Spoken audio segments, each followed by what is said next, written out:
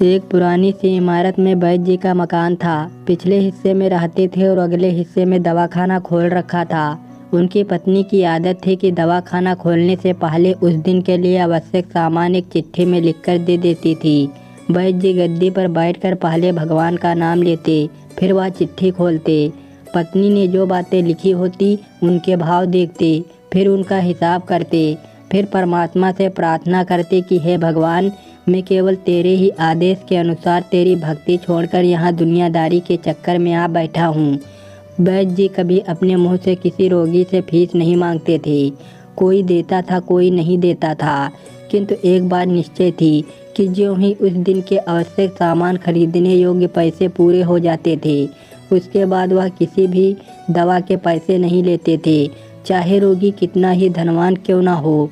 एक दिन वैद्य जी ने दवाखाना खोला। गद्दी पर बैठकर परमात्मा का नाम लेकर पैसों का हिसाब लगाने के लिए आवश्यक सामान वाली चिट्ठी खोली तो वह चिट्ठी को एकटक देखते ही रह गई। एक बार तो उनका मन भटक गया। उन्हें अपनी आंखों के सामने तारे चमकते हुए नजर आए। आटे, दाल, चावल आदि के बाद पत्नी ने लिखा था, बेटी का विवाह 20 तारीख को ही, उसके दहेज का सामान। कुछ देर सोचने के बाद बाकी चीज़ों की कीमत लिखने के बाद दहेज के सामने लिखा, यह काम परमात्मा का है, परमात्मा जानी। इसी दौरान एक बड़ी सी कार उनके दरवाजे के सामने आकर रुकी। वैद्य जी ने कोई खास तवज्जो नहीं दी, क्योंकि कई कार वाले उनके पास आते रहते थे। साहब कार से बाहर निकले और नमस्ते करके बेंच पर बैठ गए। वैद्य जी ने कहा कि अगर आपको अपने लिए दवा लेनी है तो इधर स्टूल पर आइए, ताकि आपकी नाड़ी देख लूं, और अगर किसी रोगी की दवाई लेकर जाना है तो बीमारी का वर्णन करें। वह साहब कहने लगे, वैद्य जी, आपने मुझे पहचाना नहीं। मेरा नाम कृष्णलाल है, लेकिन आप मुझे पहचान भी कैसे सकते हैं, क्योंकि मैं 15-16 साल बाद आपके दवाखाने पर आया हूँ। आपको पिछली मुलाकात का हाल सुनाता हूँ, फिर आपको सारी बात याद आ जाएगी। जब मैं पहली बार आया था तो मैं खुद नहीं आया था, ईश्वर मुझे आपके पास लेकर आया था, क्योंकि ईश्वर ने मुझ पर कृपा की थी और वह मेरा घर आबाद करना चाहता था। हुआ इस तरह था कि मैं कार से अपने घर जा रहा था। बिल्कुल आपके दवाखाने के सामने हमारी कार पंचर हो गई। ड्राइवर कार का पहिया उतारकर पंचर लगवाने चला गया। आपने देखा कि गर्मी में मैं कार के पास खड़ा था, तो आप मेरे पास आए और दवाखाने की ओर इशारा किया और कहा कि इधर आकर कुर्सी पर बैठ जाइए, और मैं कुर्सी पर आकर बैठ गया। ड्राइवर ने कुछ ज़्यादा ही देर लगा दी थी। एक छोटी सी बच्ची भी यहाँ आपकी मेज के पास खड़ी थी और बार बार कह रही थी, चलो ना बाबा, मुझे भूख लगी है। आप उससे कह रहे थे कि बेटी थोड़ा धीरज धरो, चलते हैं। मैं यह सोचकर इतनी देर से आपके पास बैठा था और मेरे ही कारण आप खाना खाने भी नहीं जा रहे थे। मुझे कोई दवाई खरीद लेनी चाहिए ताकि आप मेरे बैठने का भार महसूस ना करें। मैंने कहा, वैद्य जी, मैं पिछले 5-6 साल से इंग्लैंड में रहकर कारोबार कर रहा हूँ। इंग्लैंड जाने से पहले मेरी शादी हो गई थी, लेकिन अब तक बच्चे के सुख से वंचित हूँ। यहाँ भी इलाज कराया और वहाँ इंग्लैंड भी, लेकिन किस्मत ने निराश के सिवा और कुछ नहीं दिया। आपने कहा था, मेरे भाई, भगवान से निराश ना हो। याद रखो, आपके पास किसी चीज़ की कोई कमी नहीं है।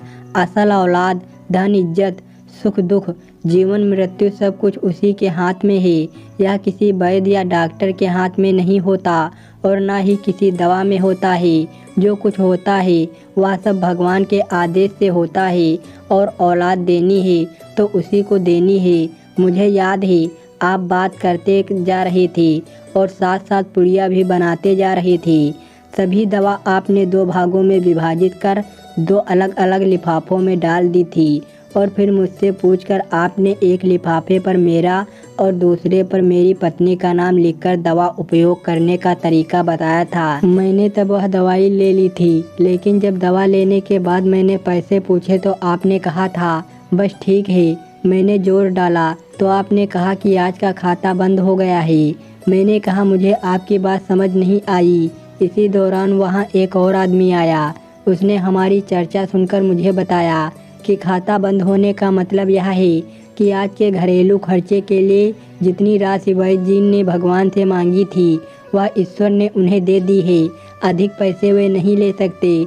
मैंने सोचा वैद्य जी कितने महान हैं।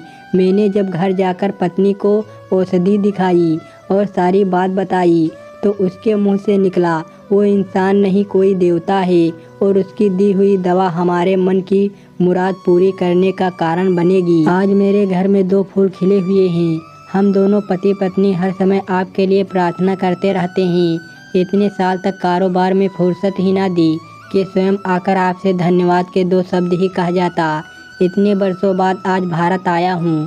केवल मेरी एक विधवा बहन अपनी बेटी के साथ भारत में रहती है। हमारी भांजी की शादी इसी महीने की 21 तारीख को होनी है। ना जाने क्यों जब जब मैं अपनी भांजी के लिए कोई सामान खरीदता था तो मेरी आंखों के सामने आपकी वह छोटी सी बेटी भी आ जाती थी और हर सामान में 2 खरीद लेता था। मैं आपके विचारों को जानता था कि आप वह सामान नहीं लेंगे, किंतु मुझे लगता था कि मेरी सगी भांजी के साथ जो चेहरा मुझे बार बार दिख रहा है वह भी मेरी भांजी ही है। मुझे लगता था कि ईश्वर ने इस भांजी के विवाह में भी मुझे भात भरने की जिम्मेदारी दी है। वैद्य जी की आंखें आश्चर्य से खुली की खुली रह गई और वह धीमी आवाज़ में बोले, कृष्णलाल जी, आप जो कुछ कह रहे हैं मुझे समझ नहीं आ रहा कि ईश्वर की यह क्या माया है। आप मेरी श्रीमती के हाथ की लिखी हुई यह चिट्ठी देखिए। और वैद्य जी ने चिट्ठी खोलकर कृष्णलाल को पकड़ा दी। वहाँ उपस्थित सभी यह देखकर हैरान रह गई कि दहेज का सामान के सामने लिखा हुआ था, यह काम परमात्मा का है, परमात्मा जाने। कांपती सी आवाज़ में वैद्य जी बोले, कृष्णलाल जी, विश्वास कीजिए कि आज तक कभी ऐसा नहीं हुआ कि पत्नी ने चिट्ठी पर आवश्यकता लिखी हो और भगवान ने उसी दिन उसकी व्यवस्था ना पूरी की हो। आपकी बातें सुनकर तो लगता है कि भगवान को पता होता है कि किस दिन मेरी श्रीमती क्या लिखने वाली है, अन्यथा आप इतने दिन पहले ही सामान खरीदना प्रारंभ ना कर दिया होता। वाह भगवान वाह, तू महान है, तू दयावान है। मैं हैरान हूँ कि वह कैसे अपने रंग दिखाता है। वैद्य जी ने आगे कहा, मैंने एक ही पाठ पढ़ा है कि सुबह परमात्मा का आभार करो, शाम को अच्छा दिन गुजरने का आभार करो, खाते समय उसका आभार करो, सोते समय उसका आभार करो। कहानी अच्छी लगी हो दोस्तों तो लाइक और सब्सक्राइब करिए। धन्यवाद दोस्तों।